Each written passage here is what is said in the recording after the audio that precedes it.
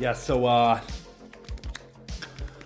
chain link 1, I'm gonna pop the 2 back row and draw 1. Then chain link 2, I'm gonna bounce your monster, and then chain link 3, spin your other monster to the bottom of the deck. It's an inherent summon, so you can't respond to it with any effects. And I got a poly in the graveyard, so it's a towers. You know what I'm saying? I don't know what to tell you. You're pretty toast. I'm about to U-link you as well. It's over.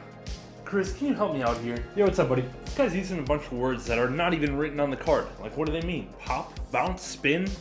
Inherent summon? What is this? Yeah, let me explain that to you. Yeah, there's a lot of different words that you're kind of just expected to know the definitions of when you're playing this game, but they're just not written on the card. And if you haven't been playing for a long time, you might not know what they mean. So in this video, we're gonna learn about like 10 to 15 terms that you just need to know for casual everyday Yu-Gi-Oh speak, so you don't end up looking like that guy. All right, step 1 is probably the easiest one. This word is pop, okay?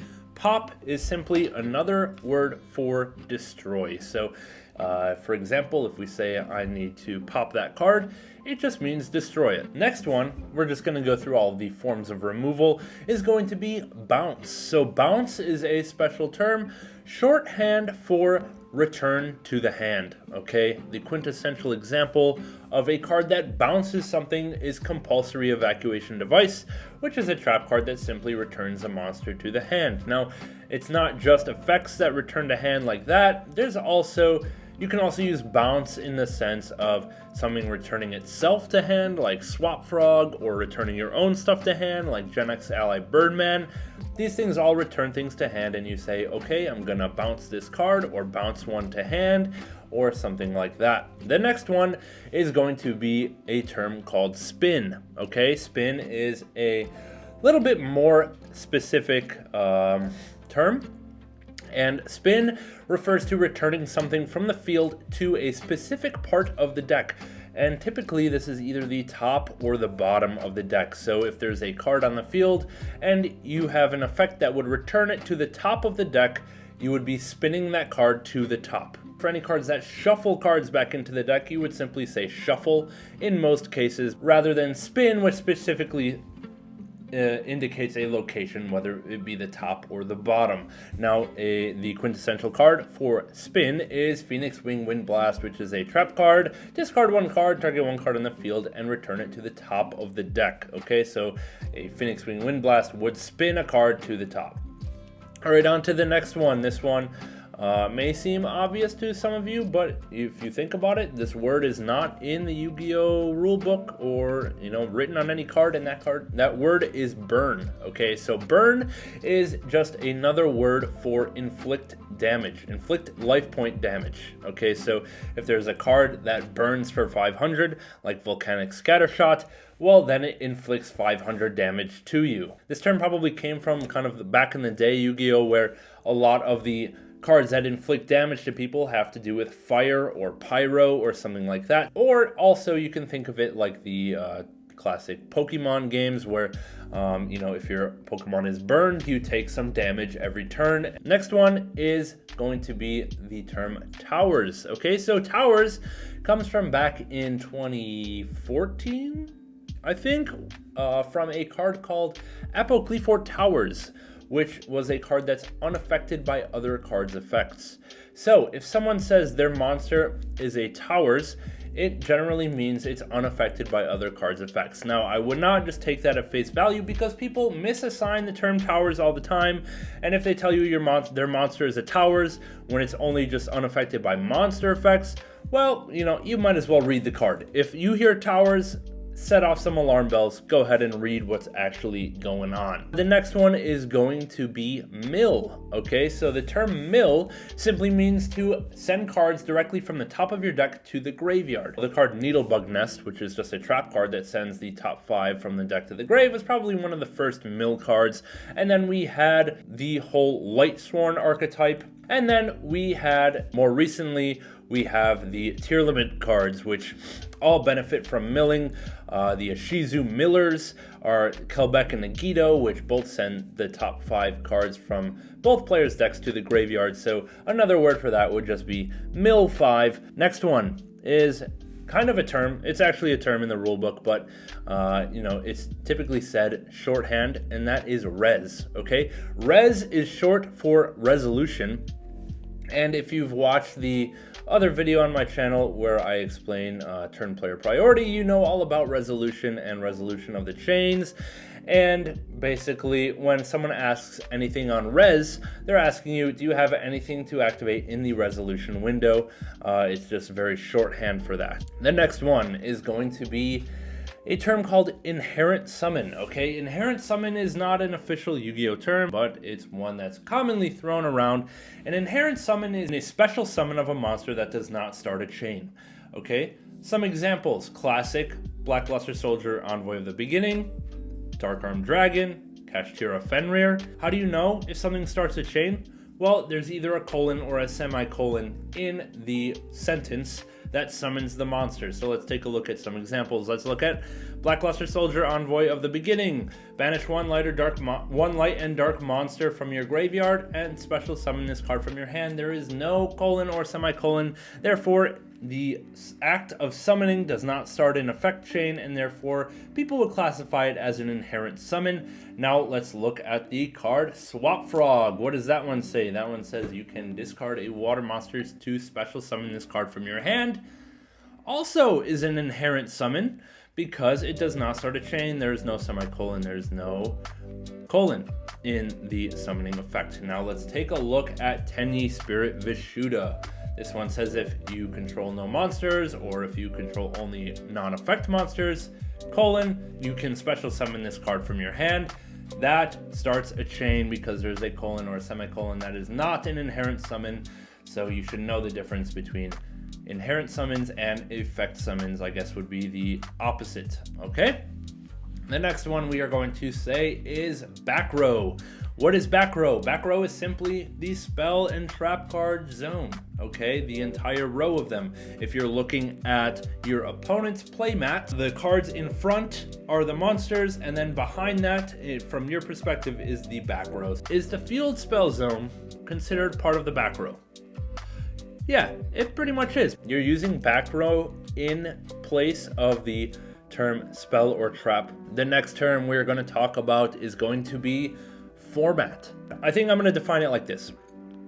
The format is defined by the card pool and the ban list that is active on a date. Okay, so if we look at today's format, what is today's format? Today we usually nickname Snake Eye format because on today's date, with the current card pool and with the current ban list, the best deck is Snake Eyes, right? Now we look into the past a little bit. GOAT format. What is that? GOAT format was a format defined by April 2005.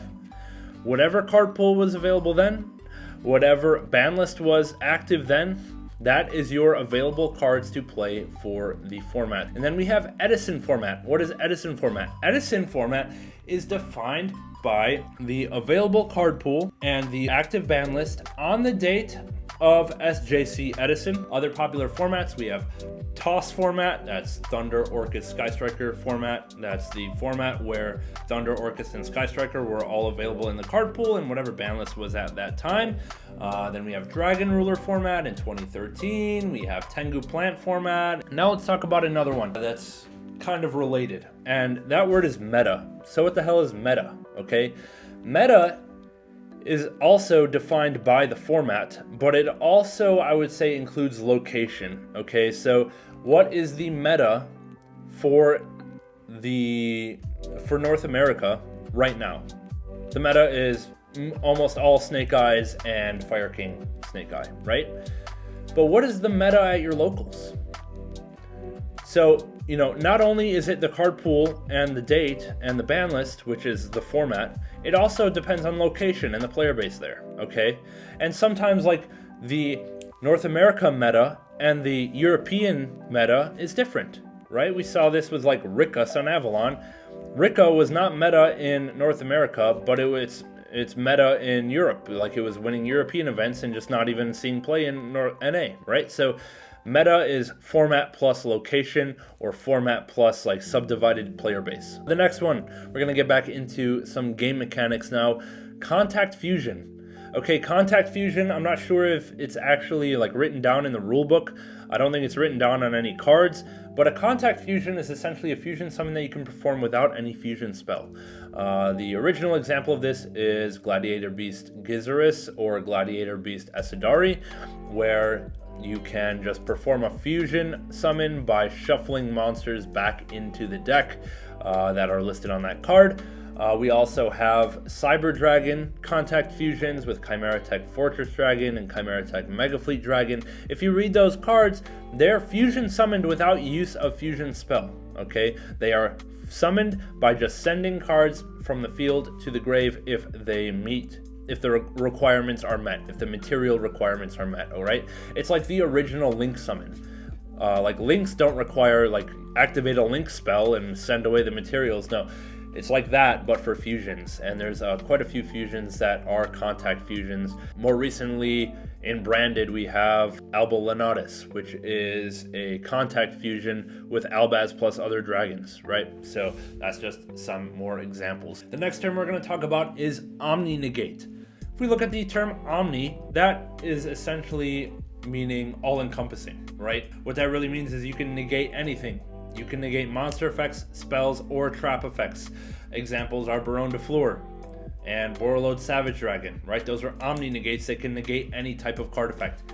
Appaloosa, not an Omni Negate. It's only a monster negate, right?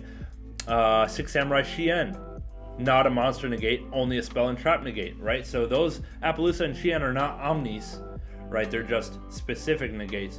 But stuff that can negate anything like Baron and Borreload Savage, Omni Negate. Cool? All right, the next one we're going to talk about is going to be U-Link. Okay, so U-Link goes back to a period of Yugioh that I hope we never go back to, which is essentially when you can set up your Link monsters in a U shape such that you take up both Link zones. And yes, this is possible to Link summon into both Link zones at the same time.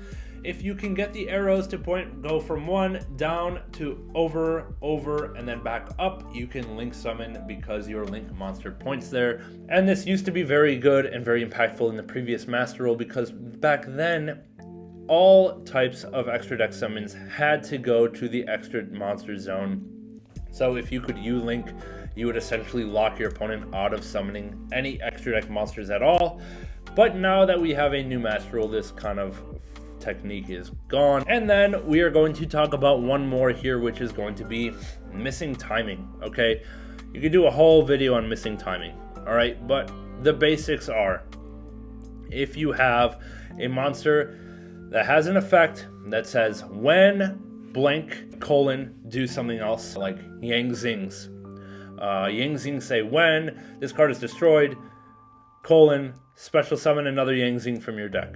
If you look at the previous chain link, this card being destroyed has to be the very, very last thing on the chain to occur, okay? And if something has happened in between this card being destroyed and the end of the chain link, anything else has occurred before, your card has missed timing, okay? You have not satisfied the when this card is destroyed condition, and therefore you do not resolve it. I'm sure there's a lot of videos on YouTube that will explain missing timing in a little bit more detail, but that's the essentials. All right, so that's gonna wrap it up for the definitions video. Chris, hope that worked out for you. Thank you. Now I can finally actually play this game.